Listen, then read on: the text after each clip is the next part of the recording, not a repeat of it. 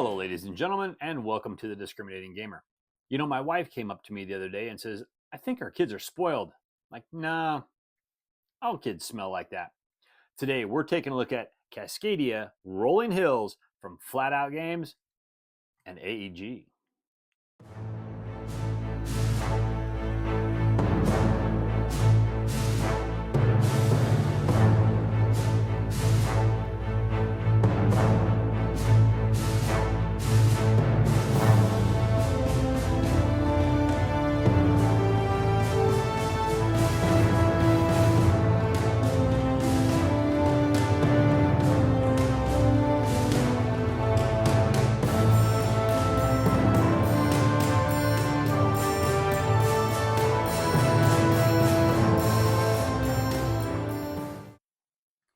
In Cascadia, Rolling Hills from Flat Out Games and AEG, 1 to 4 players are basically playing in this. It's a flip and roll and write game.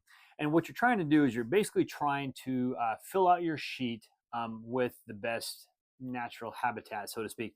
Make sure that you get the most number of points, fill in the most areas, and, well, see who can score the most points. So I'll tell you what, let me explain really quick how the game plays, and then I'll give you my final thoughts. So to play Cascadia Rolling Hills, the first thing you have to do is you have to set it up. So what you do is you figure out which one of the sheets you want to play. There's 4 sheets in A, B, C, or D, okay? And everybody has to play on the same one. So you're going to give everybody one of those sheets, and you're going to give everybody one of the tally sheets as well, because that's how you write your resources, what you have of each one of the little animals and stuff on it, okay? You're going to have 2 personal dice, which is going to be the little small dice, and then you're going to take the 4 bigger wooden dice. You have 3 central dice, and then you have 1 deluxe dice, and you're going to put those in the center of the play area, all right? You're also going to take all of the habitat cards. Now there's level 1s and level 2s. You're going to shuffle them all up and discard 1 of each. Get rid of 1 level 1, 1 level 2. All right, put the level 1s on top of level 2s, and then you're going to flip over the top one and put that next to the stack. Okay, and that's basically telling you have 20 rounds. So when that last card flips up, that's going to be your end round. And then you're also going to take the completion cards. You're going to shuffle those up, and you're going to deal 4 completion cards, 1 to each of the 4 areas. Now, the completion cards are either going to go on the top or on the bottom. All right. And you can designate it because if they're the blue ones go up on the top, the brown ones are going to go on the bottom. They're either going to give you bonuses when you build stuff, or they're going to give you discounts when you buy everything. But once you have that done, you're pretty much ready to go. So the way the game is going to play out is one person's going to basically roll all 4 of the dice in the center of the table, the big large dice, and everybody rolls their own personal dice. Now, between those, what you're going to do is you're going to figure out which one of the resources you want to use. All right, and that's the tricky part, and that's the fun part of this game is everybody gets to use the center dice, but only you're going to use your personal dice. All right, and you're going to look at all the different animals that are going to show up on there, and you're going to figure out what you have, and you're going to figure out what you potentially need to purchase from the row of cards. But you get to pick out of all those dice 1 animal that you get and however many show up on that one. So if you have, say there's a couple hawks or birds on the center dice, and you happen to have 1 bird there, and you're like, you know what, I'm gonna take the birds because I need them. You have 3, cross off your number on the next box over, you write 3. Okay, and that's just a running total of what you have. When you spend them, you cross it off and deduct it and write the next number down. Okay, but that's the main thing, is you only ever get to use 1. Now, the 1 special dice does have some additional numbers, which are actually really helpful, because one of those numbers or one of those will actually show a symbol of 3 dice, and that allows you to choose 3 different animals that you can actually choose. So that's the one time you can do that. There's also a reroll 1 to 2 times of your personal dice section on that. There's a wild that can show up on that. The one I like is the one that has the nature token on it that shows a -1, because you have nature tokens, and that's the bottom row on your tally sheet, is you can use nature tokens to manipulate your dice a little bit. And that's going to allow you to get a bonus on those nature tokens. And I'll cover those here in just a second. Now, the other couple sides are going to show 2 different animals. They're kind of split up half and half. You can pick one or the other. You don't get both. Okay, it's just giving you better options to try to get those. All right. Now, the nature tokens, the nice thing about the nature tokens is the nature tokens are going to allow you to down convert, up convert, or take 2 different types depending on what you start. And you always start off with a couple in the game. Now, for 1 nature token, you can actually down convert, which means when you look at your tally sheet, the bear's up on the top and the fish is always at the bottom. Well, that's your hierarchy. So to down convert means that if you roll 4 of one animal, you can spend that 1 nature token and then use all of those and turn all those into whatever the animal is below. So say, for example, you got the birds. The birds is the second one up on the hierarchy pool, and you happen to roll 3 birds, and you roll 2 fish, but you know you need a lot of fish. You can spend your 1 nature token and convert all those birds into fish, and now you have 5 fish. You have the 3 birds plus the 2. So there you go. You can up convert, which basically it costs you 2 tokens to do that, nature tokens, and what that's going to allow you to do is basically do the opposite. You're now going to convert up, so it's a way to get those more expensive, those elks or those bears that you may need. Or you can spend 3 and you can take 2 types, which is sometimes you may need to. So it's really good to have those nature tokens. And like I said, if you roll that 1 dice and it happens to show the -1 on the nature, that means you can down convert for free, which is nice. You can up convert for 1 and you can take 2. You can take 2 for a total of 2 rather than 3. All right. And so that's what you're going to do. So, and now depending on which sheet you play, A, B, C, or D, each one of them has a little bit different rules. Okay. So easiest to explain it is I'll just explain it on the A sheet. Is whatever the card type is that you buy, you're actually going to be writing in, for example, that particular number. So if you complete, like say a mountain card that has a number 2 or 3 on it, whatever the number happened to be on it, that's what you're going to write in your little box. Okay. Now, as you go in that particular sheet, as you go down, once you fill in your second one, well, then you're going to get the extra bonus. So you would actually circle your victory point thing, cross off, and then you're going to be able to take one of the bottom bonuses. And if you keep going all the way to the bottom, you can get the second one. If you complete a row all the way across the side, then you're going to get the side bonus as well. And okay, and that's going to help you on those victory points. All right. Now, every one of the sheets, all 4 of the sheets, have a really great layout in the rule book on how they play, on all of the rules. And so they're all relatively simple to follow. All right.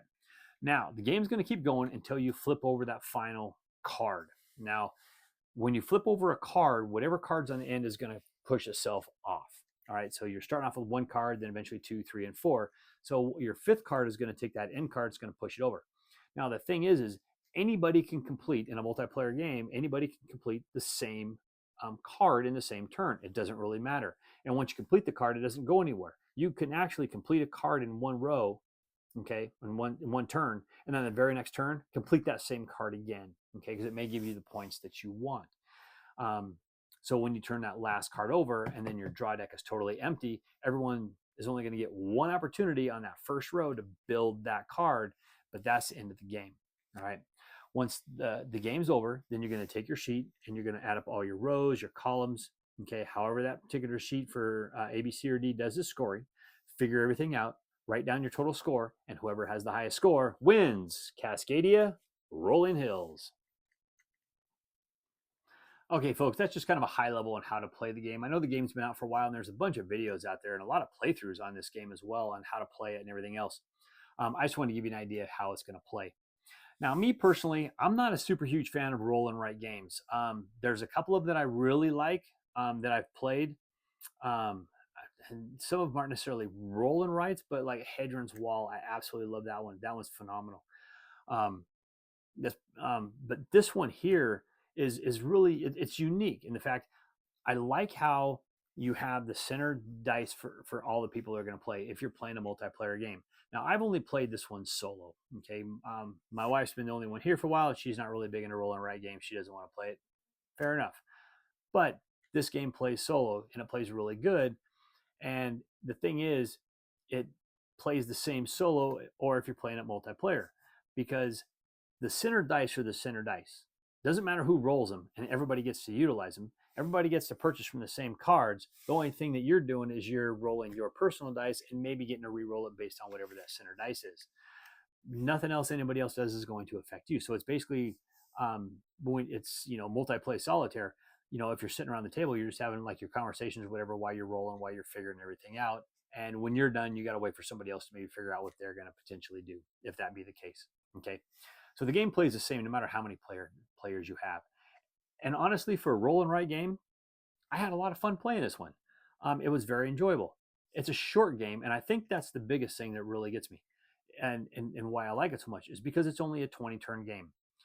It's not incredibly difficult because you know what cards are out there. You have 4 cards that are available for you to purchase or do something with.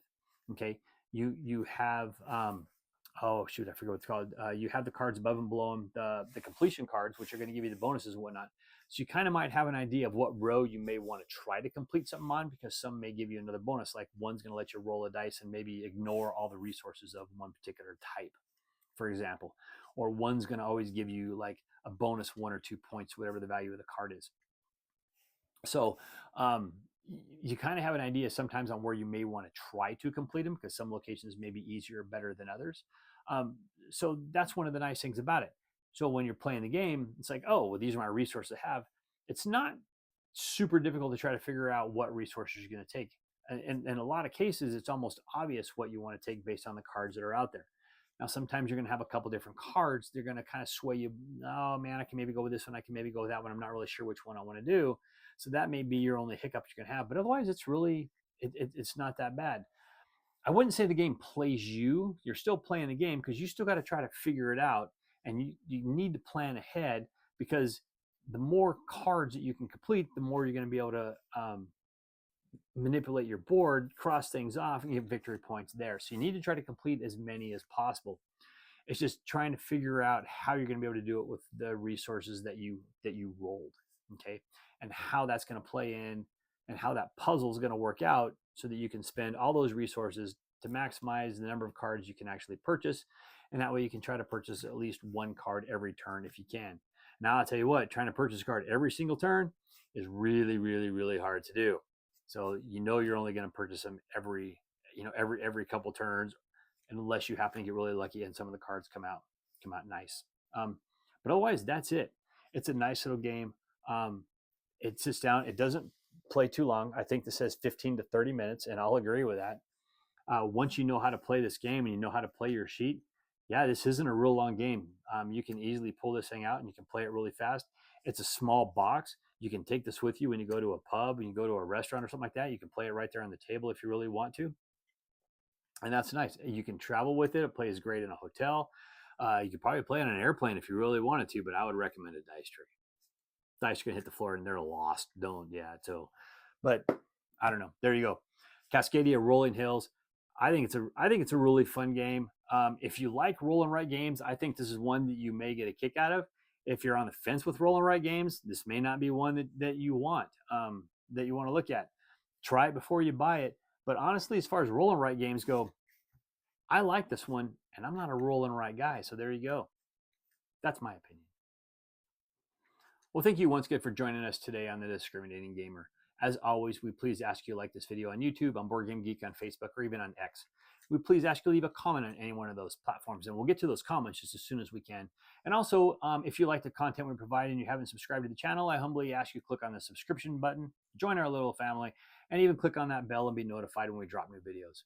Also, if you like the videos that I do over on this channel, I also do post videos over on my personal channel for my personal collection. There will be a link down in the details below, and over there I'll do some unboxings, I'll do some reviews, and I'll even try to do some playthroughs as well. I've decided that when I die, I want fireworks at my funeral. I want to go out with a bang. Please somebody help me on my feet again, and I don't know where I'm going, and I don't know where I've been. Please somebody help me on the solid ground. It's a long time and I'll be dying. Once a year I wind up in the band. God knows that I love to fight. So it was you!